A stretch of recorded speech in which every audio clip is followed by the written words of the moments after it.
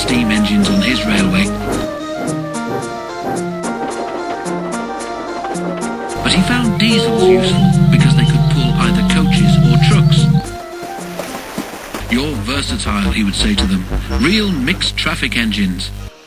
Boko and Bear were proud of this, but James was not impressed. He liked these two diesels, but he treated all others with deep suspicion. "Diesels don't use coal and water," he would say darkly.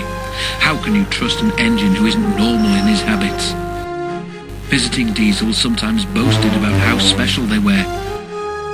Usually Boko and Bear had to spend the next day smoothing ruffled feelings. One day, a particularly haughty diesel came from the other railway. When the visitor found that he was to share the shed with steam engines, he stopped outside in disgust and refused to go any further.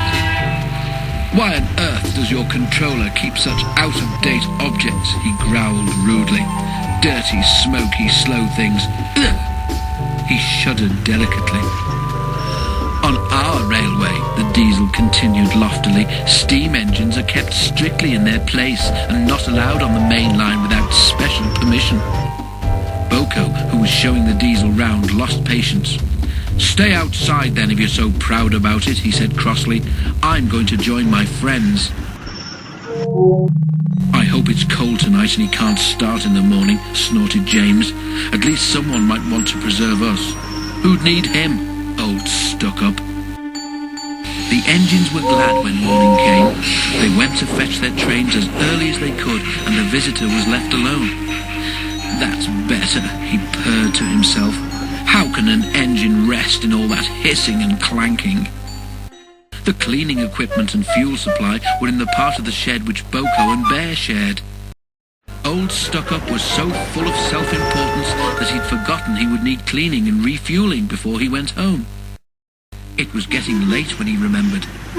"If I go in now while the shed is empty," he said to himself, "no one will know I've been."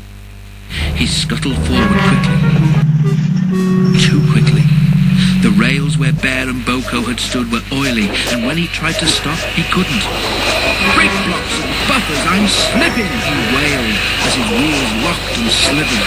He shut his eyes as, with a despairing whoop of horror, he crashed into the wall at the end of the shed.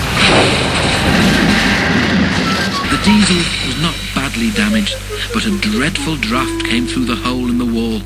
When the other engines came home, they heard the story from Douglas, who had cleared up the mess. "Ho, ho, ho," chortled Henry. "Old Stuck-Up came unstuck, did he? I say, Boko, what is it the fat controller calls you?" "Versatile," chuckled Boko. "But that isn't what he called Stuck-Up. I couldn't hear all he said, but I didn't think it sounded very polite."